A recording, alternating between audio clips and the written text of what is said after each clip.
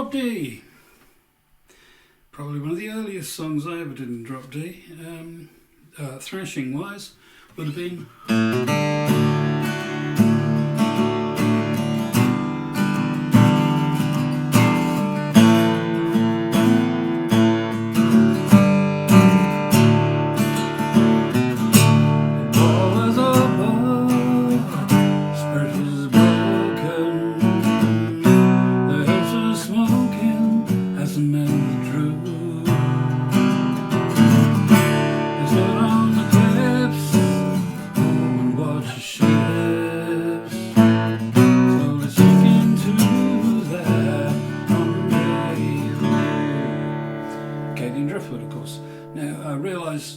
My version of Getting Driftwood has driftwooded a tremendous distance away from the original version, both in chord structure. That's because I learnt the song somewhere else before I ever heard the band version. So it's kind of, after thoroughly getting into the original version, I've kind of come back with some of the chords, but yeah, so don't go complaining, oh, it's not like the original. It's very much not like the original at all, other than the rhythmic thing. And in fact, if my memory serves me correctly, with Feast of Fiddles, we then evolved a riff that is slightly similar to the one that's played on the whistle on the original band version, but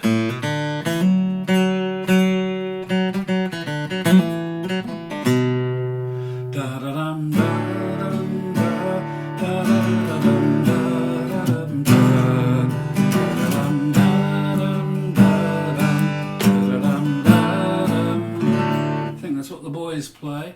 The nice thing about that chord structure, and probably this applies to many songs, is that you can simply reverse it. So I often start by going to D to E minor, and I leave the seventh in sometimes, or then occasionally I might do all that. You know, just depends how I feel really. It's completely arbitrary. This is why it's no good asking me to write down arrangements, because I will just change the structures and things all the time, within the framework, of course. You know, this is one of the problems. But just listen to this.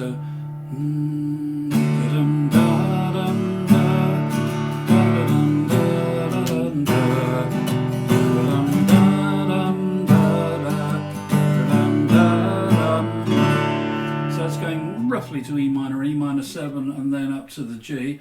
Obviously, if you've dropped your bottom E to D, then of course any fingering that you do has to be moved up 2 frets. Ta-da! So that gives you a G chord. What? He's only using 2 fingers. If you note, I'm not fingering the A string there at all, I'm blocking it with that finger. So the nice full chord. Oh look! I'm also blocking the top E, so actually you're getting a chord out of 4 strings there. Economy of scale, my dears. Ha! Never thought of that. Okay, so just remember, blocking is a way of getting rid of unwanted open notes, because you can't hear it in the context of the ring of the 4 strings that are ringing. Equally, I may fatten it out by then doing that. And fatten it out even more by, can you see that finger there? Yep, da-da-da. So instead of blocking the string, I've now fretted it.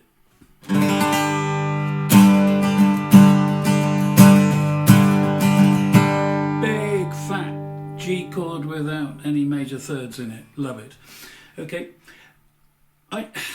you know what, I can't even remember where the constantly holding on to the top A on the D chord came from. It's like my hand's locked in that position now. So you just have to. I'm always putting the A on top there.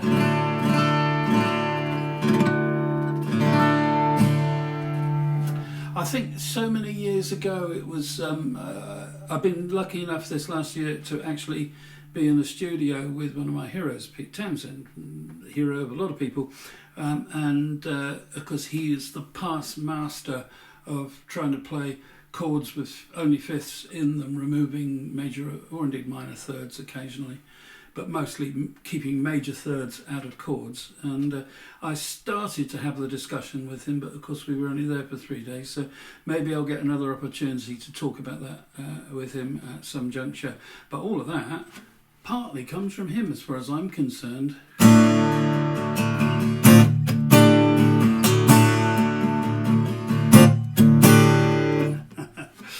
Anyway, we won't go off on that one, but yeah, that's the basic strumming pattern. What I was about to say was that the great thing about it, the war was over, spirit was broken, the hills were smoking as the man withdrew. But you can reverse it. The war was over, spirit was broken, the hills were smoking as the man. So I've taken the B minor out of it. So by repeating that that section of the melody, I might play it both those ways. Or even, what's another way? The war is over. Well, there's a nice one then, because you're actually playing. Normally I'm not crazy about major 7 chords, but in this context, of course, it works beautifully. The war was over, spirit was broken. I'll do that again. The war was over, spirit was broken. Okay, hope you got all that. Yeah, so that's where we start off anyway. I've been doing that song on and off forever. Do you know what? I actually can't remember where I first heard it. And I don't know why I missed it. It's probably because there's so many great songs by the band. They just keep on coming, So that's probably why. Anyway, that's the start. So here's this chord. Let's take it back to normal.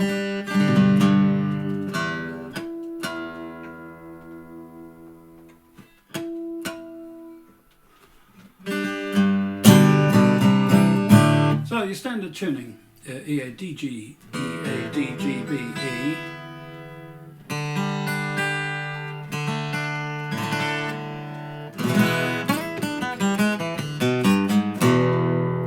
Okay, so you got your G chord, has a nice root note, in fact, it's there. You have C, nice low root note, you have A. Nice low root note, and from then of course you've got F and any other chord that you care to make, and some all have got strong root notes. Then you come to D.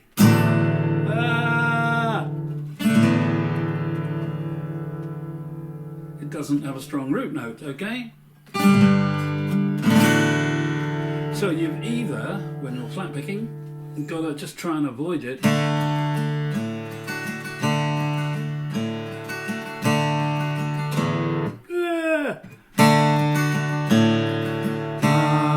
Irene, good night, Irene. Irene, good night. Good night, Irene. Good night, Irene. I'll see you in my dreams. So kind of that's what you have to deal with. The chord is slightly unsatisfactory because it doesn't have a low note to give you, okay? So there are various circumstances. There's things you can do. Irene, good night, Irene, Irene, good night, Irene. So you've got at least the ascending note there, which is the F sharp to take the G and then down to B minor. I'll see you in my dreams.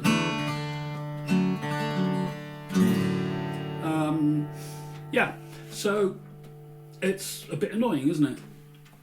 So what we do is, of course, if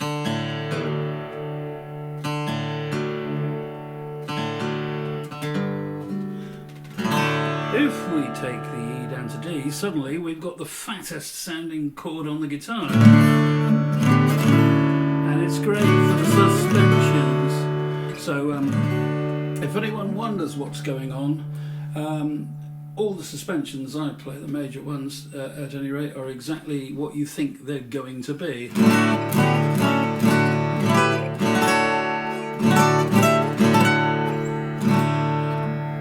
Okay.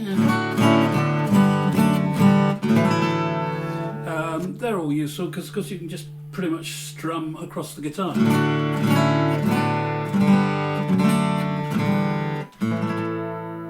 And there I am again putting the okay. I recommend you don't try. I've just been doing it for 40 years, so that's the way it is basically. So I'm not recommending that you do that at all. You know, in fact, tie up the little finger.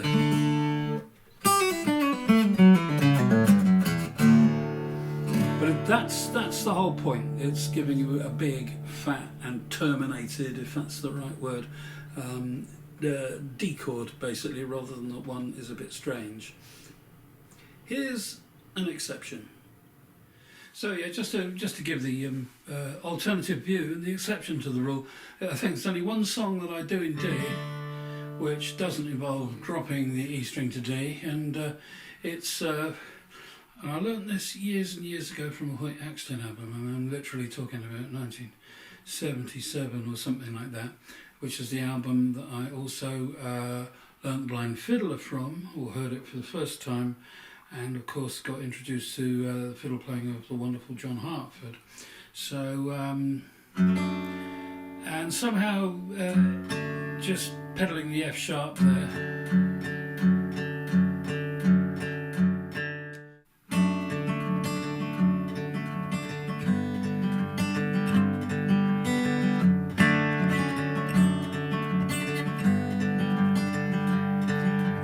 Gypsy month, there's a mighty high flyer sailing on an inland sea.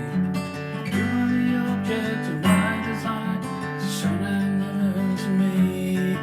And I believe in loving you, knowing you keep me from feeling blue, and you make me happy when everything I do gets me in trouble. I think you can see that looks probably like, yeah. So I'm going F sharp D, F sharp D, F sharp D, F sharp D, and that's the whole thing. You don't have to use a thumb pick, by the way. I don't really. The reason I use the thumb pick is because it's just simply more positive and the notes are louder. It's as simple as that. There's a lot of nifty guitarists out there, and it often frustrates me when they use a thumb, and so the bass notes that they're picking out are half the volume of the other notes, which I find very annoying. But I'm not gonna. It's not for me to criticise some of the greatest guitarists I've ever known. Don't use thumb picks. So you know, who am I?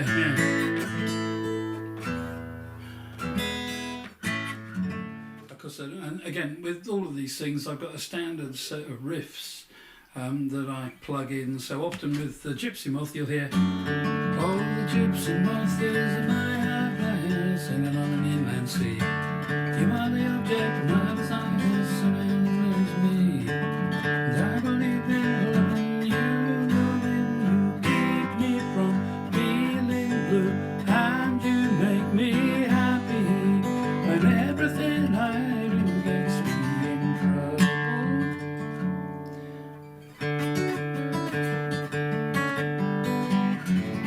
A little riff, for instance, I thoughtfully recycle on numerous occasions. Anyway, just gives you the idea of that, basically.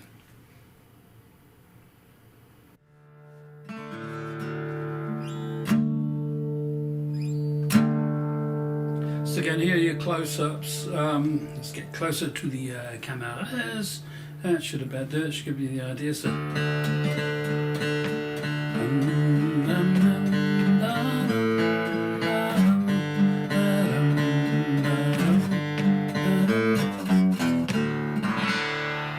Okay, so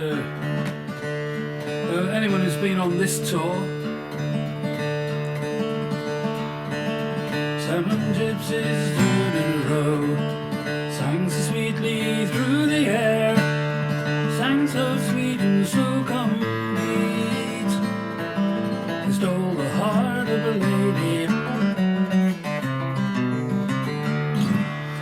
and other little riffs that I might insert anywhere at any point in time. They sort of come automatically, and I've probably got about 20 of them, you know, so together.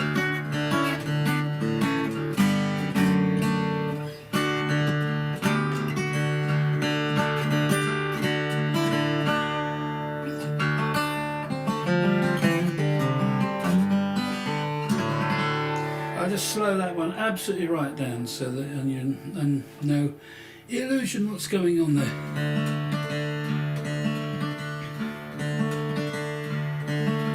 Seven gypsies stood in a row, sang so sweetly through the air, sang so sweet and so complete, that they stole the heart of a lady.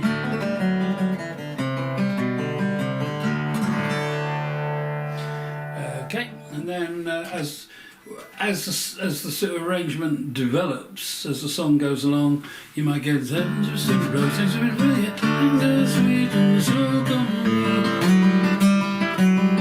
might get that one, or I might just keep the bass rolling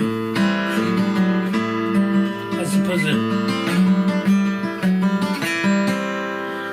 whatever. So I'll just highlight that one because that's just your standard minor thirds run.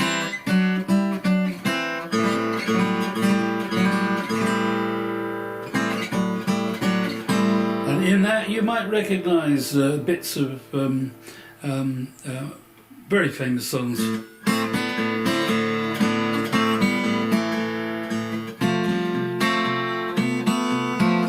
So that's always loved that riff. That's great. One of Lindsay Buckingham's finer moments, and I think the riff, it's very much a case where the riff actually does in fact make the song to a certain extent.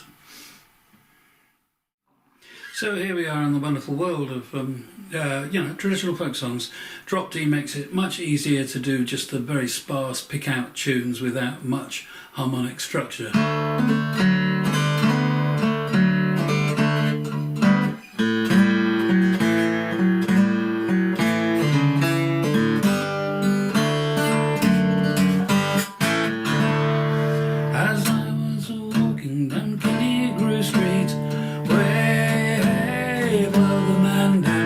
Saucy young bucky I chance for to meet. Oh, give me some time to blow the man down. Blow the man down, bullies, blow the man down. Way, blow the man down. We'll blow him away, boys, to Camelford town. Give me some time to blow the man down. All that's going on there is, you know, it's the chug, it's the lowest note available, it's the reason for drop D, and very nice it is too.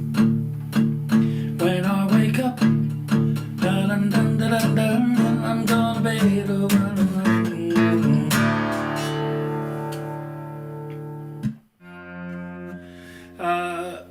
This allows you to be extremely modal indeed. Steve Ashley's wonderful song, which I always do about this time of year. Winter's coming, we live a shorter day. That's just sliding. Yeah, there's 4 Ds. How about that? 4 Ds. Winter's coming, we live a shorter day. The sun is hunting all for a place to stay. Jack Frost's fingers are in the wind today.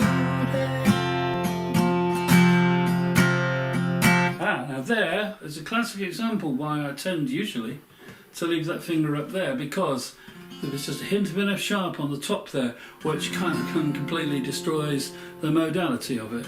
You know, I stopped myself very quickly, but that's what happens. Ragged Robin, it's horrible, you know. It's much better. Ragged Robin is seesawing. You went up on a coconut shell. Well, he can't find the bacon right. Hunger makes it And all of those moves around G and C shapes, the B flats, E flats, they're the C and G shapes, but of course since we've got the capo on 3, so that's F, so that is B flat, and that, your C shape, is now E flat because of the capo position here. So do that slowly. Ragged Robin is seesawing in one up of a coconut shell. So I'm suspending those chords, the B flat and the E flat under the E flat and B flat. Sorry, I'm suspending them by keeping the D rolling all the time. Back to Pete Townsend again. Dancing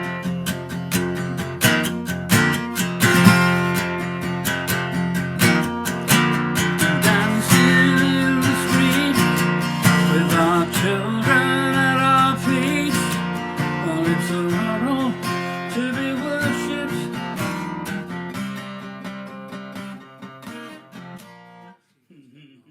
Okay, bus stop. Beautiful song written by Graham Gouldman, I think, when he was about 16, and made famous by the Hollies. And it came back into my head.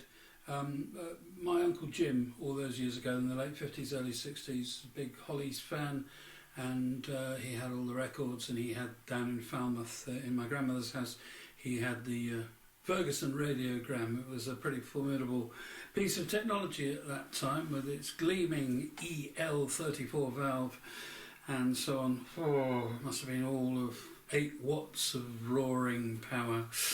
Anyway, so very early on I kind of knew all the Hollies songs basically, and we used to play in a venue in Stuttgart, particularly nice venue, where there's a rogues gallery all the way around it, thousands of photographs. You can trace your way back to when you were last there, and so I was kind of hanging around. Everyone else had gone off for something to eat before the gig, and I wasn't hungry. Surprise! And I noticed within the previous week the Hollies had been there. It's about a 500-600 seat music hall type venue. And it just got me thinking. I went back to the stage, I think probably to change a couple of strings, and then plugged in the guitar, and the monitors were still running when you unmuted.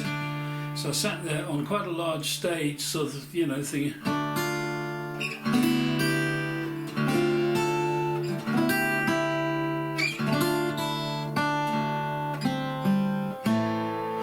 And I forgot the little riff that comes at the beginning of the original, you know, the I'll do that again for the left-hand camera. I kind of left that out and I went straight for the melody, so I started picking it out and started doing the old alternate thing.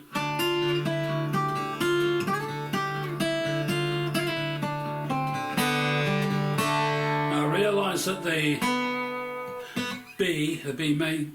B natural isn't in the original, but even by kicking it off in drop D and actually playing in the minor, I just wanted to make it in a sense folkier, more modal, so that's how I evolved.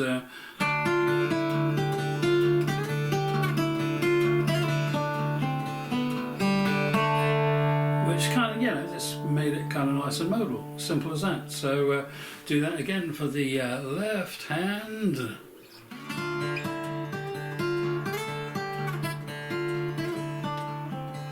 little bit cleaner.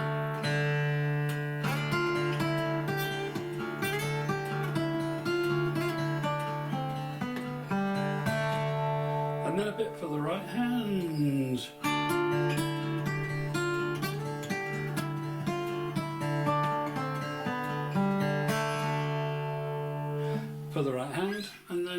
whole thing together. It's just this sequence of chords. D minor, the next one up to F, still suspending the D.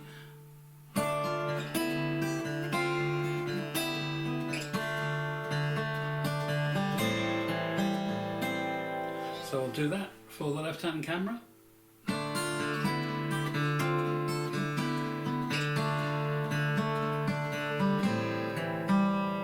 And a bit closer for the right hand.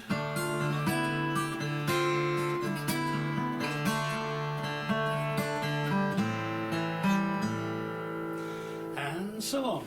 So what you get is bus stop, wet day, she's there, I say, please shed my umbrella.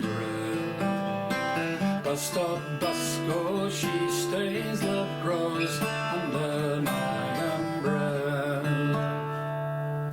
And so on. The next section, you've got a bit of an odd one then, because you have to kind of make this chord.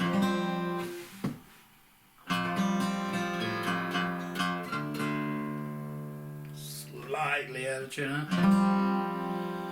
And it's sort of an F chord, but I'm leaving once again the open G in there to create that suspension, and putting the F on the bottom there. Don't forget once again, since your bottom E string is tuned down to D, so the F is 2 frets up from where you expect it to be. So makes a nice kind of sussy chord, you know. All that summer we enjoyed it, wind or rain or shine. That umbrella we embroidered, my Olga, she was mine. I'm just going to pan that out a bit.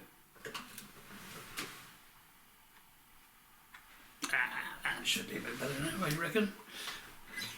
Yeah, you can see more of the fretboard now. So, all that summer we enjoyed it, wind or rain or shine. That umbrella we embroidered, I Olga, she was mine. Okay, then you get to the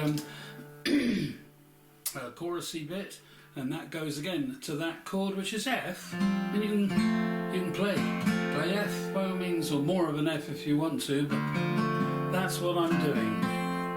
One morning I would see her waiting at the stop. Sometimes she'd shout, she would show me what she bought. You don't have to go. I'll go front on again. And I would see her waiting at the stop. Sometimes she'd shout, she would show me what she bought. You could just do that. You know, it's up to you. You know, I will just change it every time. I mean, sometimes I'll play whatever, you know. Okay, so just to give you that that F, the F-ish chord that I'm using there. So I'm fingering the first fret on the bass string, which is C. I'm fingering the F note on the D string on the 3rd fret, and then the F below. So that's an octave, okay, down there on the detuned E string, and so on. Every morning I would see her waiting at the stop. Sometimes she'd shout, she would show me what she bought. Everybody stared as though we were both quite insane. Someday my name and hers are going to be the same. I always kind of put that little riff again. That's a signature riff of mine. It creeps in all over the place. It's an integral part of the tune I play on guitar, Mr. Mays, which usually comes, I usually play it in the set as integrated into my version of I Cannot Keep From Crying sometimes. Okay, so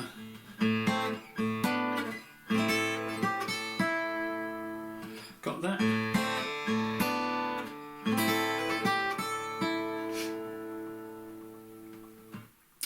Okay. Every morning I would see her waiting at the stop. Sometimes she chopped. She would show me what she bought. Simple. Everybody stared as though we were both quite insane. Someday my name and hers are going to be the same.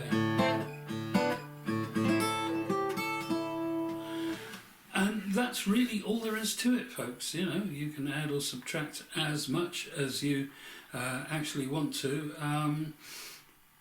Important thing is to, you know, just to establish, no, wrong. There is one more thing. I don't play a solo, but I do play a complete chord sequence. So again, concentrating on the left hand, it's all the inversions.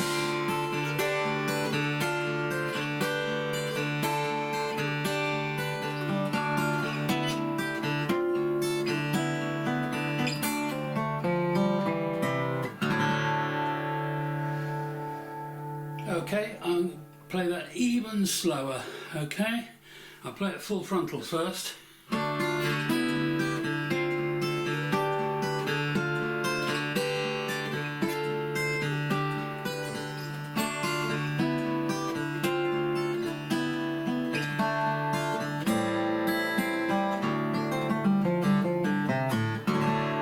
Okay, and one last close-up of that. I'll try and move it as I go.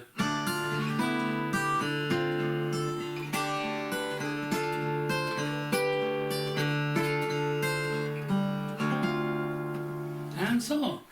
Okay, so you just take a D minor, the next inversion of D minor, it's an F, always keeping the D's round F, then it's a G, okay, and then the, so that's up to G, F, G, F, G, F, G, F, so just playing with those three fingers.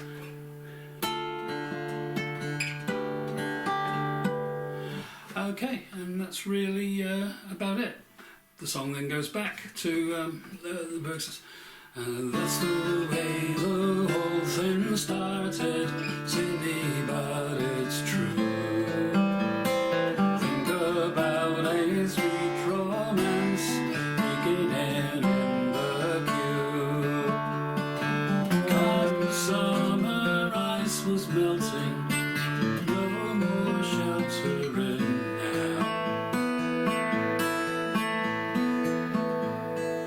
So that's just holding that A chord there, suspending the B in it. So you, and here's the right hand.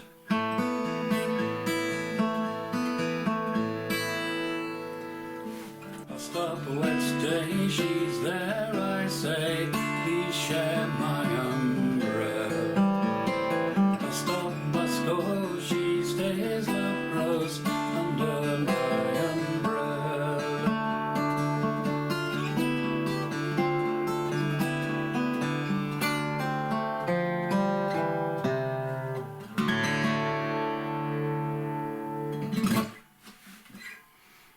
So that's it, folks. Bus stop broken down. Right, I'm going to give you some bits of information. As I've said on several occasions, if you find this either entertaining or informative and you want to contribute to the continued series, then there's a PayPal address. Donate what you wish. It's up to you. It's not up to me. Okay, it would simply keep the machinery in the home fires burning. Second, there will be an email address. Okay, this email address won't get regularly checked, but if you've got, please confine it to your serious questions about any of the matters raising, especially about my inability to teach properly. And so now you keep changing it. Well, I do, I keep changing it. That's why nothing can ever be written down. I think there are only two, I can only think of two fixed solos, and they're both fiddle, and they are the ones that go with the blind fiddler. And what's the other one? Cry on the Cradle. There's the only two almost note for note fixed things that I do. Maybe I'll do a workshop on that at some point in the future. But everything else is a marginally movable feast, okay? It's according to what I think of or feel like on the day, you know. That's all I can say. So, yeah, the two things. Firstly, this lovely guitar. Mike Selly, one of the Mike Selly guitars. Mike died over Christmas, so for the moment this is kind of permanently in my possession. It's a lovely little guitar, and it's especially nice for doing this kind of thing. Also, I'll dedicate this to Uncle Jim, simply for that thing of, you know, instilling in us the excitement that no longer exists when a new record by someone that you like comes out. Okay, so these are the things. There will be an email address. It won't get checked very often, but I will check it or get it checked if I can't. And then if there are any burning questions and indeed requests for future breakdowns, I'm quite happy to break down anything that I do. I don't do lessons, okay? There's no point, I'll just confuse you. I confuse myself. So, okay, but I'm happy to do this kind of filmic breaking down of anything that interests anyone, and so on. So I think that's about it for the moment. Anyway, Happy New Year, everybody. Take it easy. Lots of solo gigs, lots of show of hands stuff, and Albert Hall obviously in April, and then after that I'll be participating in the Michael Woods History Tour, which will be my first one, and I'm very much looking forward to that. In the meantime, where did you get that hat?